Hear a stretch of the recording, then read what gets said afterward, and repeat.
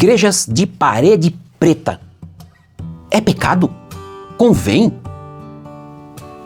Na verdade, eu não ia postar isso aqui hoje. Mas como está causando e tem causado já há um tempo tanta polêmica, eu quero hoje trazer o que nós precisamos ouvir com relação a essa polêmica.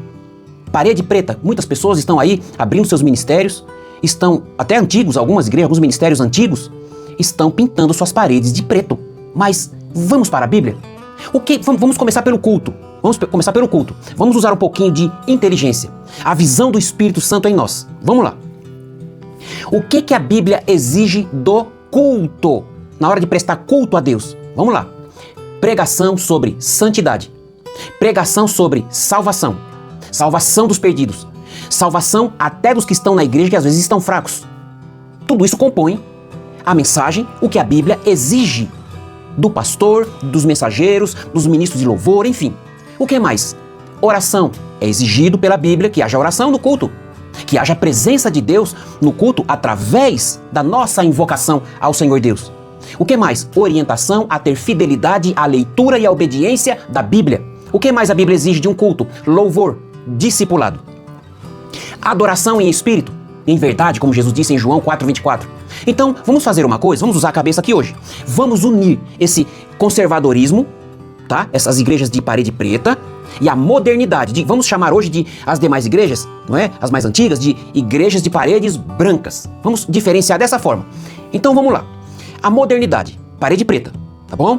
Devem ter responsabilidade, mesmo que apresente espetáculo de luzes, é o que nós temos visto, não é, nas mídias. Som alto, o som é muito alto nessas igrejas de parede preta. A tecnologia, eles procuram colocar o mais avançado possível. Só que assim, são ferramentas que eles usam, meus irmãos, mas nunca podem substituir o Evangelho de Cristo. Nós vamos diferenciar isso aqui no fim. Pois em alguns lugares não estão dando espaço para Deus falar ao povo. É só louvor. E isso está acontecendo tanto nas igrejas de paredes pretas, como as igrejas de paredes brancas. Então, entenda isso, 1 Coríntios 6:12, depois você lê lá, presta atenção nisso aqui. Parede preta ou branca, eu quero que você entenda uma coisa. Seja preta ou branca, elas não salvam ninguém. Elas conduzem, elas induzem o Evangelho de Cristo a que as pessoas sejam salvas. Ah, se Paulo estivesse pregando aqui hoje. Vamos lá. 1 Coríntios 1:23, depois você lê. O que importa então com relação a esse tipo de culto que a Bíblia exige, mas os homens trouxeram modernidade? Vamos lá. O Evangelho, o que importa é que o Evangelho seja pregado com verdade. Preste atenção se há isso na sua igreja, seja parede preta ou branca. Cristo está no centro do povo? O povo está abraçando a Cristo? A pregação está tendo esse efeito de conduzir as pessoas a Cristo, a estarem em torno de Cristo? Ou só entretenimento, diversão, show, pulos, gritos é o que está predominando nessa igreja? O Espírito Santo, ele tem liberdade em convencer os crentes, o povo dessa igreja, dos seus pecados? O Espírito Santo está tendo lugar convencendo essas pessoas a largarem o pecado?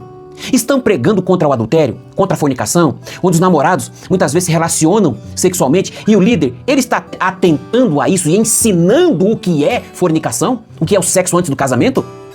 Se a estética, que é o que prevalece muitas vezes, ou que faz parte das igrejas de paredes pretas, os pulos, gritos, danças, brincadeiras, rouba a essência de um culto bíblico, vira só espetáculo e Cristo sai de cena. Eu não estou generalizando as igrejas, jamais. Sejam elas de paredes pretas ou brancas, como nós aqui fizemos a separação. O verdadeiro brilho não são as luzes, mas deve ser a glória de Deus na vida dessa igreja, conduzida por uma vida pastoral, com graça, com poder, com oração, com jejum, com unção, com profecia santa de Deus para o povo serem convencidos de que precisam estar na presença de Deus em santidade. No fim, não importa se o culto foi bonito, mas se foi bíblico, se foi agradável a Deus e houve aprendizado, se foi ensinado a amar a vinda, a volta de Jesus. Muitas igrejas de paredes brancas, a minha, por exemplo, a Assembleia de Deus, entre tantos outros ministérios, já não estão orando como antes, não. Não adianta apontar o dedo para igrejas de parede preta.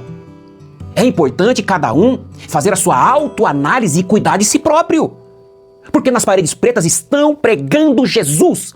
E eu vou falar isso aqui biblicamente. Jesus deu bronca nessas pessoas de paredes brancas, querendo criticar os de parede preta dentro da Bíblia. Vou fazer aqui uma analogia, uma comparação. Então, entenda, as igrejas, quase que no geral, já não estão visitando os crentes fracos e os doentes como antes. Já não estão pregando contra o pecado como antes. É só autoajuda. Tem muita coisa que no passado era pecado, hoje não é mais. E estão apontando o dedo para a igreja de parede preta.